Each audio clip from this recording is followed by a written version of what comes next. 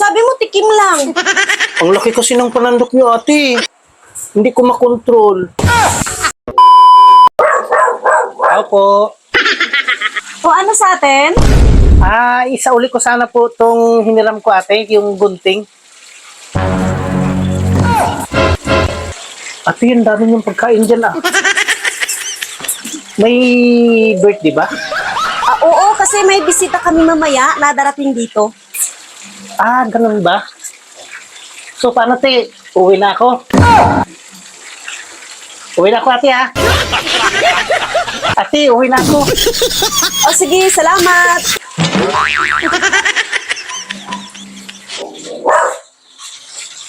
Tao po. Tao po. Oh, bakit bumalik ka? Nakalimutan ko pala, te. Isauli yung karayom.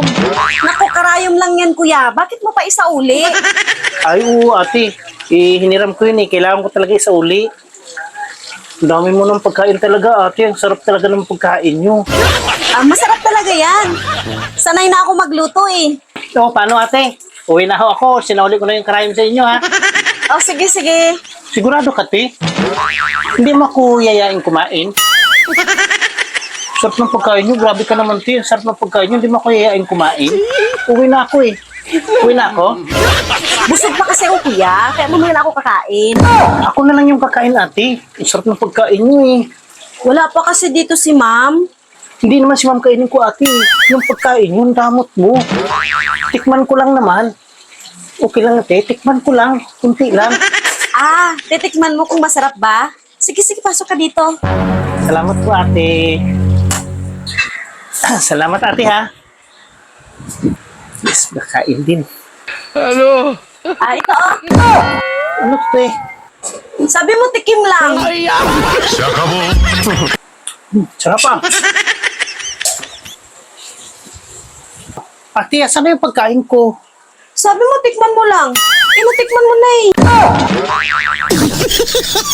Isa lang ba yung putahin na niluluto mo, ate? Madami. Bakit isa lang yung pinatikim mo sa akin, ate? Para hindi ka mabala, ate, kasi may niluluto ka. Ako na lang yung kukuha. Okay lang? Titikim lang naman, eh. Kunti lang. Sige. Ikaw na lang ang kukuha.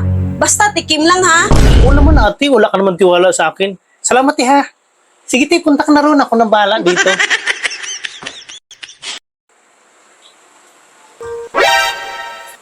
Oh, ba't ang dami niyan? Sabi mo tikim lang. Ang laki kasi ng panandok niyo, ate. Hindi ko makontrol.